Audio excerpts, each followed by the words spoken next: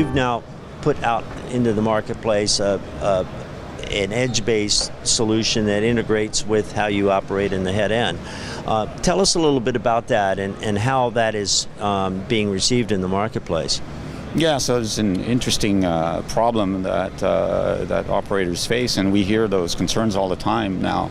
They have all those different screen sizes and so many different client environments, right? The experience is not consistent when you go from one screen to the other, right? The program guides look different.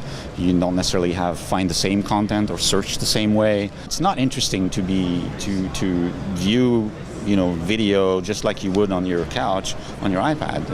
It's not a lean back, it's a lean forward. You need much more interaction and dynamic content recommendations, maybe ads that are tailored for me based on my preferences. So that's the whole set of challenges that we face now, and that's what we're focused on the network delivery piece of our products. Right, our Halo product line, which is packager and origin server, we're expanding the scope of that product line to help operators monetize those services and provide a personalized experience. What does that mean? It means that instead of them spending R&D teams and resources on developing individual clients for all the devices, we provide value by taking care of this in the network, in the cloud, on the server side. Right? So we provide a consistent experience, completely independent of what format or what screen they want to deliver to. That sounds like an awful lot of processing and intelligence at the edge. How is that accommodated without incurring a whole lot of added costs at the edge? It's not that much, processing. It takes a bit of memory. It's more just opposite to transcoding, which takes CPU. This takes quite a bit of RAM memory. It takes obviously storage if you're going to provide archive or start over services, for users, especially cloud DVR. If you go to if you have to implement a unique copy cloud DVR, unique copy per user, your storage costs are going to start to balloon. Are going to start to balloon. But the processing side of it is fairly cost effective, as a matter of fact, right? Because you archive your content in a pivot format. You can deliver it on demand, encrypt it on demand with just-in-time packaging and encryption, and there's things you can do in the CDN as well to optimize all that, right? But we're still talking about doing this in software on commodity servers, right? Intel servers, that's right. Yeah, in the so data it's center. it's not like taxing things to where you have to put in something special there. You can use what's already there and maybe augment it with a couple more blades or whatever. That's right. Just like our encoding software, Halo product line can be purchased as a piece of software that you install on data center based on HP blades or Cisco UCS or IBM, right?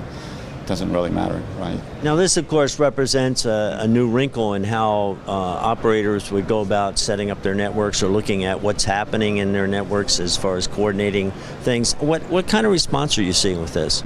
We think they're excited. I mean, we get real excitement about that. Because again, it builds value, right? Right now they have to look at a complete panel of different companies and solutions. Whether you're talking about dynamic ads, there's companies that are just in that business, right? Or network PVR, cloud DVR, right? There's companies that are specialized in that, right? And each have their own, more or less complete ability to add kind of multi-screen to the mix, but not really a global view of what's happening, on a per user basis. That's part of the value we bring, right? We have access to all that traffic. We see it. We know how to optimize it and deliver it in the right content at the right time. Right? So what you're talking about is a very tightly integrated architecture. That's right. That is leveraging all these points in the network to deliver this personalized service with minimum hassles as far as the cost and the data analytics and everything else. It's all just intrinsic to the way the architecture is set up. That's exactly right. So we can leverage the CDN, we can leverage existing storage, right? So the solution has APIs to deal that talks to program guides, for instance, for archiving and recording of assets with Cloud DVR, DRM systems for encryption, and storage systems, of course. So in that context, then it's a matter of what's going to drive this. Is it an advertising driving thing, or is it just the idea of a better user experience? I mean, is there real money showing up here? Yeah, I think it's all of it. I mean, more and more of our customers use recommendations engines to start with, right? So they're trying to make the scope of those customer profiles global, across the screens, right? Not including the big screen TV. So we're able to leverage that. Of course, dynamic ads is the promise of doing higher CPMs, on a per user basis, right? So we've actually deployed in the US with an MSO the very first dynamic ad system for multi-screen. Actually deployed? On linear content, yes. On linear content to multi-screen? That is correct. That's the first. Wow. With the Halo product line. Yeah. Yeah, so we're starting to get there. There's still a lag a little bit in the business models, in the ad sales teams.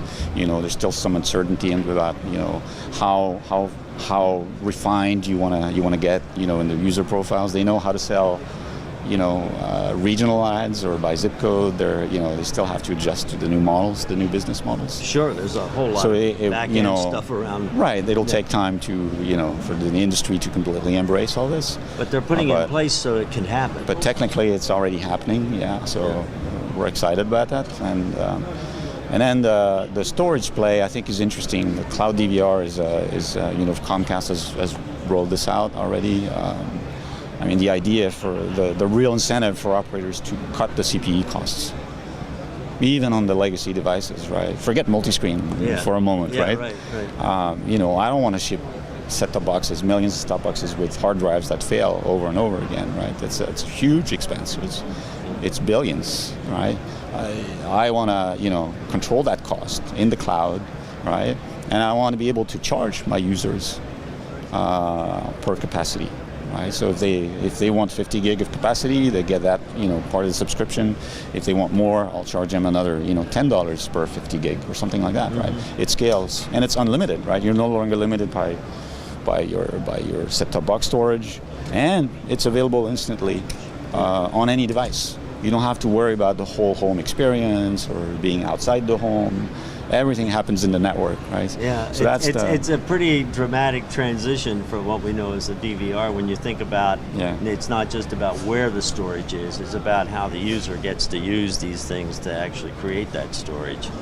Well, That's Arnold, right, this has been very informative as to where things are going in the marketplace and the response to your solutions. I thank you so much for taking the time to speak with us. Yeah, you're welcome. Thank you, Fred. Okay.